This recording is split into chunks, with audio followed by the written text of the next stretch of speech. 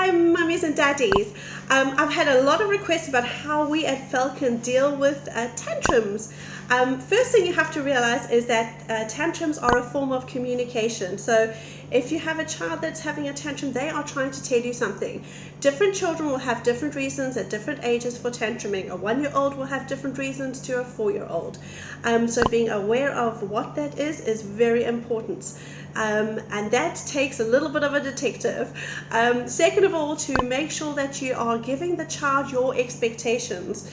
Going into a situation and then getting upset for a child doing something you don't want them to do can lead to a tantrum, but literally just giving them the expectations.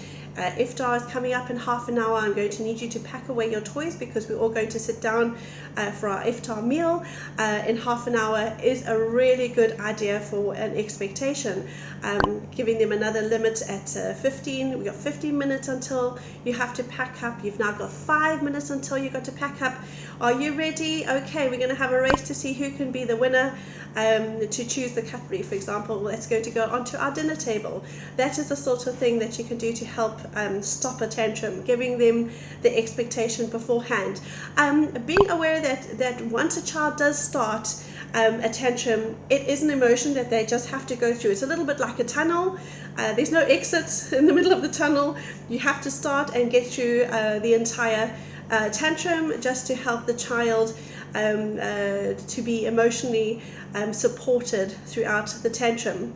We use what we call a reporter style, so actually talking through it about what the child, you're feeling upset, etc. We use the 3 categories of acknowledge, setting limits, and then supporting the child. So acknowledging, I understand that you are upset because you didn't want to stop playing, but unfortunately, setting the limit, we have a time when we're going to all be eating, so we have to put away the toys. So you're still maintaining the limits, you're still acknowledging that they are upset, and then once they have finished the tantrum, are you feeling a bit better? Would you like a hug? So supporting them to ensure good emotional health.